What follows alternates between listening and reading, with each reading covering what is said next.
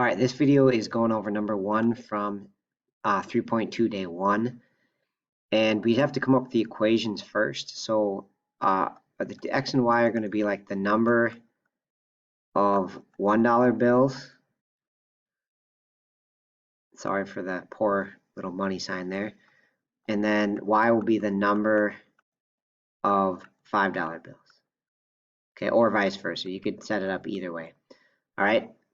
But the idea is if you do it with the money, right? So x $1 for these bills plus $5 for each one of these $5 bills, that has to equal a total of $47, right? So that's all money. $1 of these, $5 of these equals 47.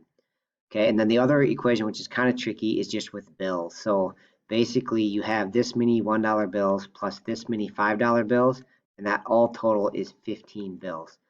So basically you have x plus y has to be 15 bills. All right. Then in order to solve the system, what I like to do is just multiply this second equation. If we just take it times -1, then the x's would cancel out. So I'd have positive 1x and minus 1x. You have -1y there, -15. I'm going to move this off to the side a little bit. So I stack them up, line them up, and now just add them together so the x's will cancel. Boom, they're gone. And then 5y plus -1y would just be 4y. Add this side together, you get 32. All right, now we can solve for y, so divide by 4, we get 8. So basically we have 8 of the $5 bills.